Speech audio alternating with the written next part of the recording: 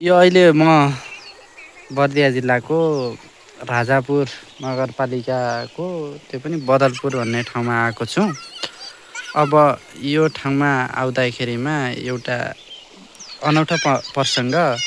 म विकास विरोधी होइन तर हाम्रोतिर एउटा पुल बनाउन चाहिँ धेरै समयदेखि सङ्घर्ष गर्दा पनि बन्दैन कि। अनि तराईमा चाहिँ यत्रो ठुलो 60 मिटरको भित्र हो, धेरै भित्र ठाउँ हो। यो कुनै व्यापारिक केन्द्र पनि होइन, यहाँको त्यस्तो अब पावर भएको मान्छे पनि होइन। तर हाम्रो ठाउँमा चाहिँ राम्रै ठाउँ भएको चिल्खाया रुडुबन्चु पर्यटकीय स्थल भएर पनि एउटा पुलको लागि धेरै वर्षदेखि सङ्घर्ष गरे आएन कि। त्यसैले यत्रो ठुलो पुल है यो, फेरि यो कुलो हो कि, यो कुनै खोला होइन। कर्णाली नदी क्या कति ठाउँ यत्र ठाउँ लगे त्योमध्ये एउटा ठाउँ लगे होइन। अब बर्खाको महिना म्याक्सिमम् डिस्चार्जका अनुसार यो पुलको डिजाइन गरिया। बर्खाको महिना तराईमा ठुलो खोला आजकल यत्रो छ भने चाहिँ बर्खाको महिना ठुलो आउने भइहाल्यो, लगभग आजकल वैशाखको महिना होइन।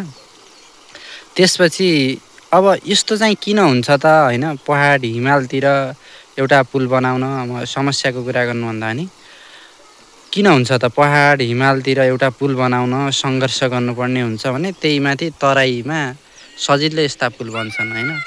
अब एउटा कारण भनेको के हो भने चाहिँ कारणहरू धेरै हुन्छन्। तीमध्ये एउटा कारण भनेको हाम्रो पहिलो नम्बरमा कर्णाली प्रदेशमा जाने बजेटै कम जान्छ तराईको तुलनामा र काठमाडौँको तुलना अर्थात् बागमती प्रदेशको तुलना अरू प्रदेशसँग गर्न मिल्दैन पहिलो कुरा। दोस्रो भनेको कर्णालीमा लगभग जुम्ला कालीकोट यो ठाउँमा सिमेन्टको मूल्य कति छ हेर्नुहोस्। यदि तराईमा 6, 7, 800 छ भने चाहिँ त्यहाँ माथि चाहिँ 12, 13, 1400 अर्थात् सिमेन्टको मूल्य करिब दोब्बरै छ। त्यति पुग्न जान्छ, जसको अर्थ बजेट चाहिँ तराईमा भन्दा करिब दोब्बर हुन जान्छ। जस्तै यो पुल करिब 11, 12, 13, 14, 15 करोडमै बन्यो होला होइन। अनुमानित लागत हो यो, यहाँ कतै लेखिएको रहेनछ बोर्ड। त्यसैले अनुमानित डिस्टेन्स भनेको थिएँ मैले, करिब 60 मिटरको डिस्टेन्स छ। त्यसपछि यो अनुमानित लागतमा बन्छ भने यदि 15 करोडमा, कालीकोटमा यही तरिकाको पुल बनाउन 30 करोड चाहियो होइन। कालीकोटमा अब प्रायः जसो खोलाहरू भनेका हिमाली भेगमा फेरि ठुला खोला बग्ने हुन्, ती सानातिना कलबड हालेर बन्ने खोलाहरू हुँदैनन् प्रायः जसो।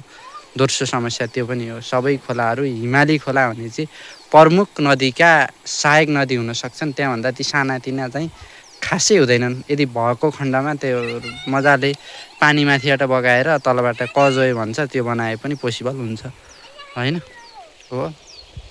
अनि त्यस्तो चाहिँ हुन्छ सामान्यतया, अरू कारण पनि हुन सक्छन्। मैले चाहिँ यी दुईवटा कारणले गर्दा अलि हाम्रोतिर विकास नभएको जस्तो लाग्यो होइन। त्यही माथि गिटी बालुवाको मूल्य पनि अलि